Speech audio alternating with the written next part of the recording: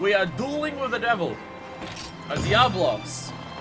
Get it? Because his name's like Diablo, like the devil. Did I eat? No, I did eat. I did eat. One of the first things I did when I got in. Set up my items. We'll do Diablos. And then after Diablos multiplayer. But first, Diablos. We haven't done a Diablos in this game, right? People are telling me that we haven't done one. I don't even remember. If it's a monster that's not new for me for this game, I never remember whether I fought it before or not. Sup, buddy? Are you just really big normally? Or are you just... Is this just how big Old World Diablos are, or is this just a particularly big one? It feels particularly big. But I know Diablos are big monsters though, so it could just be that. Old World Diablos is way spookier than the New Worlds. Oh, fun! Fun! I already don't like fighting Diablos in the New World. It's not that I don't dislike Diablos as a monster in the New World, or even dislike it as a fight. Like Diablos, I dislike as a fight. It's more so, it's one of those kryptonite ones for me, where it's like, yeah, this is the one that I'm like, I struggle with. This is one of the ones that is like more difficult for me. Mostly because I didn't play Lands before Worlds. I thought I would like Lance in this game, but the... Did you leave? Or no, you are attacking me. It took a long time on that. Urgh. Oh, Jesus. Okay, we have hip checks. We have hip checks. We do indeed have hip checks. Dragonblight? Oh, I was about to say Dragonblight. How did I get Dragonblight? I'm wearing Valstrike's armor. That's how. I forgot for a second I was wearing Valstrike's armor in this game. I'm thinking, oh yeah, no, the Dragonblight thing, though, that's it, that's me in Rise. No, it's me currently in both of the Monster Hunter games that I'm playing. I am running full Valstrikes with Dragonblight in both of them. Because Valstrikes is my boy. Ah! That attack is really slow in this game. Damn it, you still tripping on that? Fuck you. There we go. Oh my goodness. It's been a while since I've played Rise, but I think it's been a while since I've played Generations Ultimate. Honestly, going between Worlds and Ultimate wasn't too bad. Going between Rise and Ultimate, like Generations, I think it's just the worst idea. Because you're going from like the way stiffer movement of this game, way more deliberate, focused nature of its fighting, and then you go to Rise, which is the most action-intense, go, you can move wherever, everything's going at 1,000,000 miles an hour game. So it's a very interesting comparison to going between the two at the same time. It's alright, I've basically finished most solo player stuff I'm going to be doing in this game, so it's fine. I'll get to a point where people can carry me.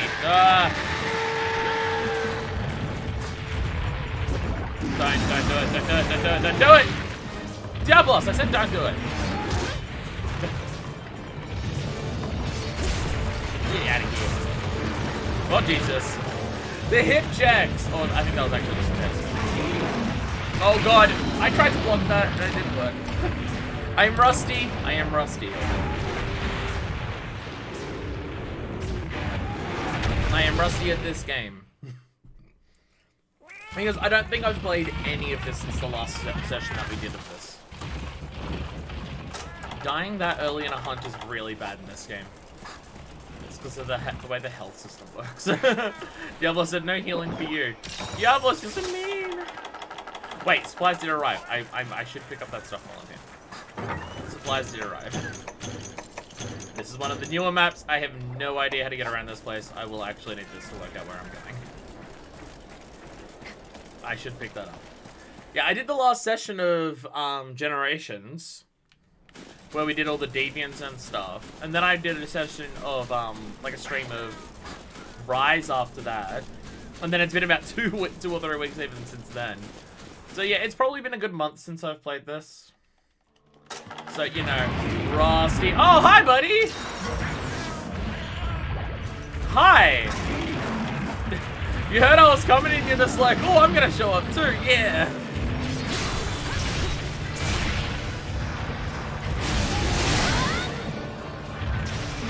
Hello, hi. Bonk. Chaos Oil! I don't even care if it doesn't hit, I just want it activated. I'm not gonna try and hit him and activate it because otherwise I'll just get knocked out. Not even gonna try.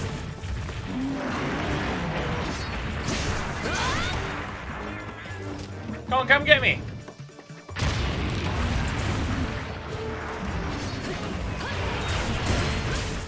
It feels like it takes a long time for him to actually do the dive attack in this, but when he starts doing it, you can see him moving under the ground to actually hitting you, it seems way faster than in the new game.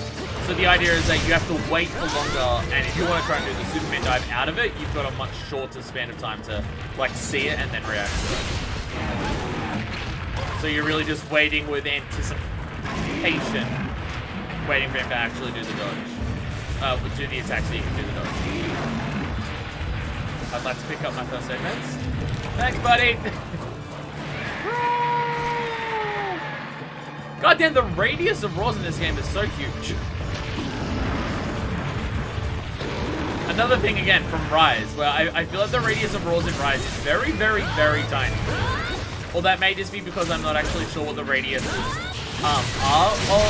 Roars anymore is in Rise, because I'm always playing with Sword and Shield, so anytime a roar happens, I'm trying to make sure you get hit. So I'm just countering every roar so I can actually get hit by defense. It might just be that. It might be more that than anything else.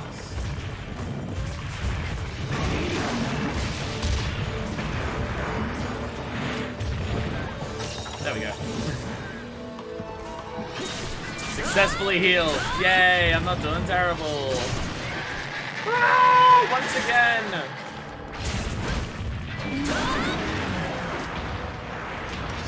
Does the Shoryuken attack in this game counter as well, or is that just the Rise version? My brain wants to say it's just the Rise version that does the counter, because in this you do have Round Force, and also Rise is the game obsessed with counters.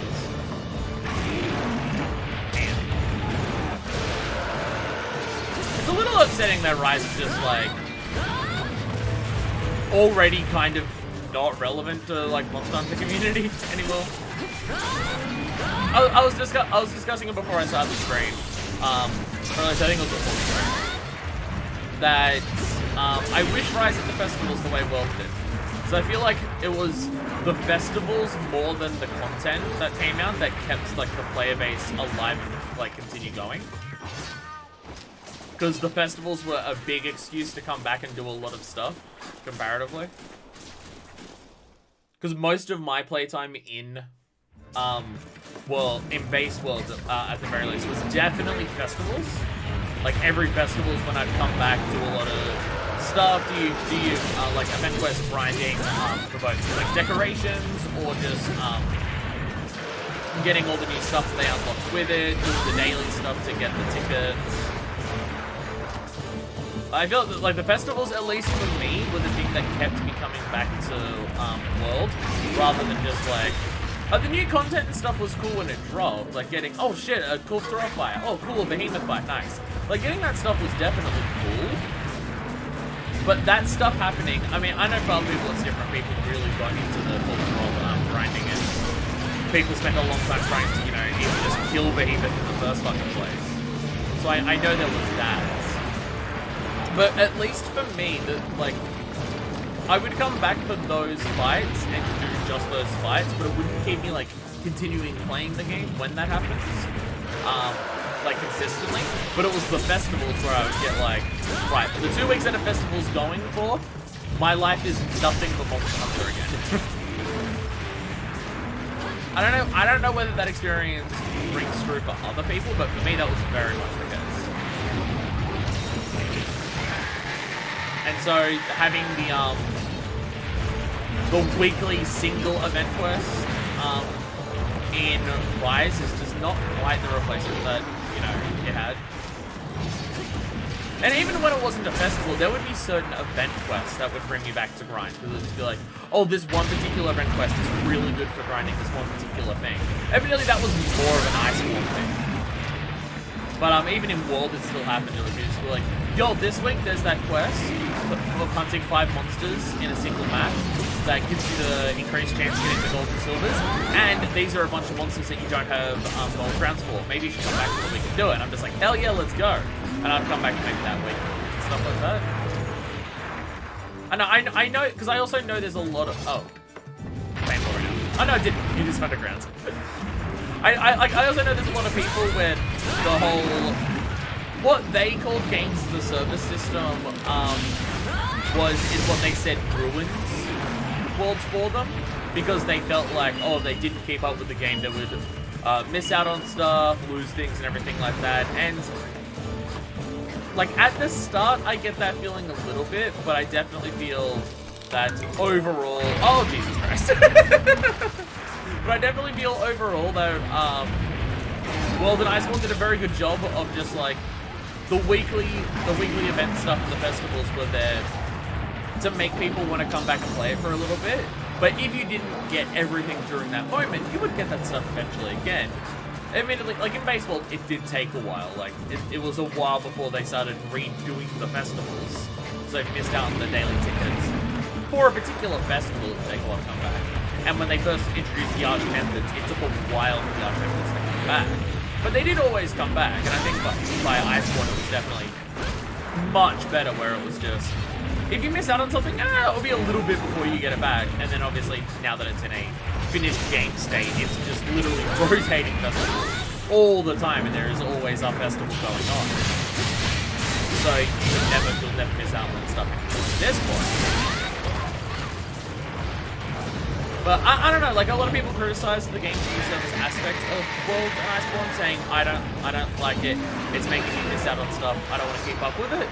But for me and my experience, and also just seeing like player base amounts and people discussing it, it was the festivals that brought people in. No problem with Rise that none of the event quests ever had interesting rewards. Pretty much just emote stickers and titles with very rare armor piece. I mean, I think the second armor piece one has just been released, and it's the Shadow Shades. But yeah, no, that is also a big part of it. For so many of them, you do it once, you unlock the emotes, and that's it. There's been like no event quest to grind. Like, there's no event quest that is just like, oh, if you do this event quest, you're gonna get more melding parts for making talismans, or these. Ah, Jesus Christ, Cephalos! You distracted me from the Diablos coming out of the ground. Yeah, there's been none to like grind out for specifically that, or grind out for armor spheres, or some like really good money grinding ones, or even just these quests. There are particular rampages in event quests that are really good at dropping those high level tickets, which is also just good for your grinding and stuff like that. Fortunately, I know where it's going, so I can just go this way and paintball it when it's in the next area. But yeah, there's been like, because that was the thing that the festivals did. The festivals gave you a reason to grind. It also made everything, like, when a festival appeared, it unlocked a bunch of stuff at once, especially with Iceborne. Holy shit, Iceborne would have like 4 or 5 new event quests to do, plus the daily ticket stuff. And also the boost to the Steam works and like everything like that. But they added a lot of stuff, especially in Iceborne, with every festival. But all of it was just like reasons to grind. It would be like, here's your quest that's really good at farming decorations, or here's a quest that's really good for farming money, or armor spheres, or even the gold and silver crowns. But there was at least, oh, okay, I guess I was too close, so it's like, ouch. I'm gonna, where are we? There we go. Oh Jesus.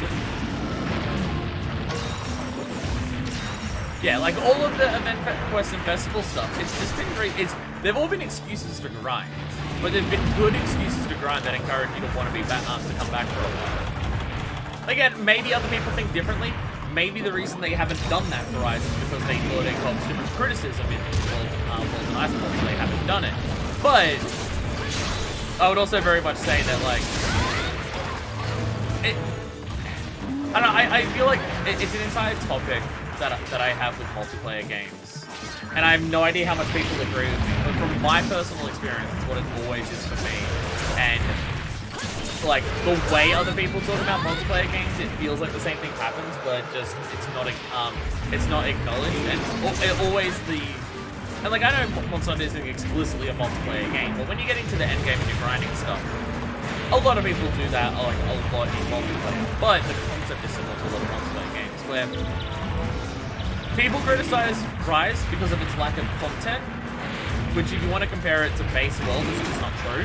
It literally has more physical content to do.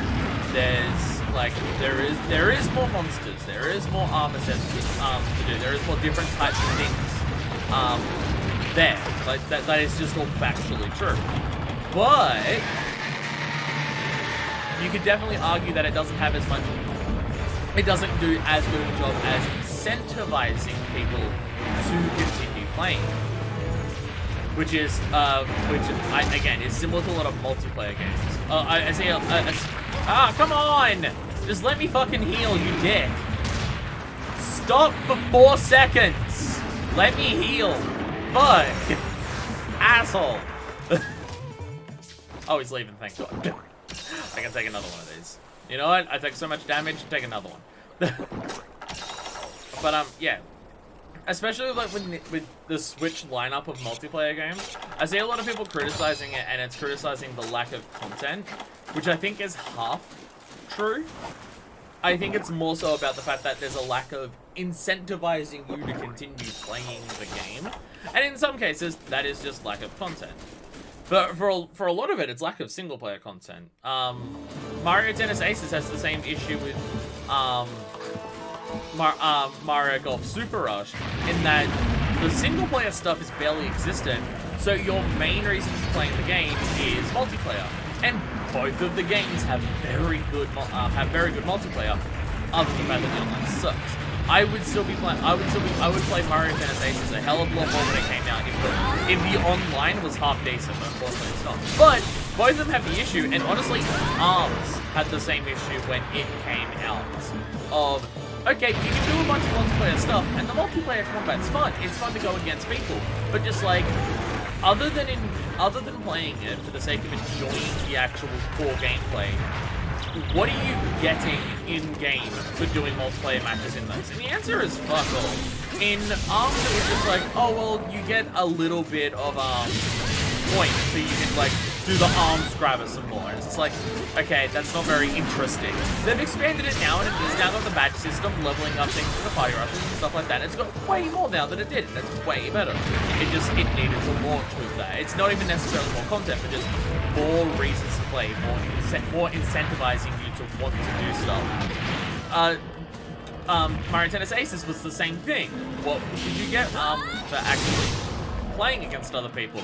You'd get some points that didn't really mean much or anything, and every now and then, if you participated in a tournament, literally at all, you'd get a costume. And that was it. And we'll probably see the same thing with golf, unfortunately, and just like, there's not much reason, you don't really get much or anything. So what's the point? From my angle, it's not necessarily bad if a Monster Hunter game lacks really long-term incentives. One long playthrough is already plenty to me. That's how I generally went with games before Worlds, at least. And there is also that. You gotta remember, yeah, but like, for some people, just playing through the game and beating the game is enough. Just doing that is really fucking long. And that's totally fine. But it's just like, for me personally, I still played Worlds semi-consistently until the release of Iceborne. And why did I do that? And it was because of the festivals. Like, after I beat the story and played for a little bit to grind out, like, the specific armor sets that I wanted, or grind out, like, the Lunastrums, I was using the Lunastrum weapon, and then, like, getting the armor pieces of the Yellow Dragons that I did. And I realized how fruitless trying to grind decorations was. When did I come back to Worlds and play it, like, for long periods of time afterwards? It wasn't when they added content updates. It wasn't like, oh, Behemoth's added, I'm now going to play the game for the next 2 weeks. Oh, they added Cold Throb, I'm going to play the game for the next 2 weeks. They've added Leshen and stuff. No, that was never the... Like, I would come back and I would do the video for those, but it didn't necessarily mean that I continue playing. But during festivals, I'd be playing the game like every day for like almost the entirety of the festivals.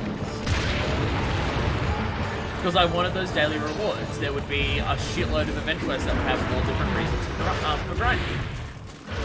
And I'm fine with that. I'm fine with that. Honestly, it's a big part of the reason why Splatoon is my favorite like competitive multiplayer game to play. And it's just because outside of just like for a shooter, its mechanics are designed perfectly for me.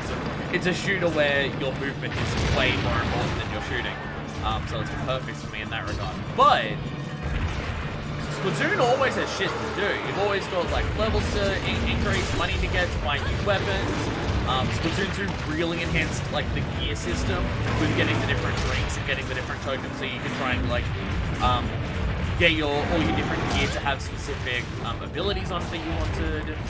Like you could always just like play the multiplayer and enjoy the multiplayer for what it is, which I very much did. But you can always do that while having some form of goal, like feeling like there is a reason that you're doing this and accomplishing something. And it's all monkey brain shit, right? Like it is literally all monkey brain shit of just play the thing to make the numbers to get the things. So you're not just playing it. Oh my god, I tripped twice in a row. Not to get fucked up. You're not just playing it to just enjoy the gameplay, which is still very good. But you're doing it to get those little dopamine hits, those little injections of just like, yeah, I made a progress and I got a thing. And like the thing is that it's all pure monkey brain shit. But for me, that I know myself. I know that's what I need to enjoy multiplayer. Because the thing is, any like single-player games de facto have that, because any single-player games that I'm playing are games where you're progressing through a story or you're progressing through like a list of things to accomplish 100%. You're de facto getting all of that completion stuff because that's what you're doing. But in a multiplayer game, I'll get bored of the multiplayer game if I don't have those things that I'm aiming for. If I'm just playing it to just enjoy it, I'll enjoy it for the time being, but it's not something I'm going to come back to, or like anything like that. Honestly, like as much as I criticize battle pass systems because I hate the FOMO aspect of it, and I'm still not 100% convinced on what my opinion of it is currently. Did you leave the zone? No. I'm still not 100% convinced what my opinion of it is currently, because like battle pass systems have a lot of incentivizing you to play, but it's incentivizing you to turn it into a job and a chore. Like that's where they go. I think battle pass systems generally go too far with it, of just like you need to make this game your life if you want to get everything, and if you don't, oops, eventually after enough time passes, you'll never get it again. So like I think battle pass is usually where it goes too far, but so far I'm enjoying Pokemon Unite. And obviously I'm at the beginning of the game, so there's still a lot of stuff to unlock.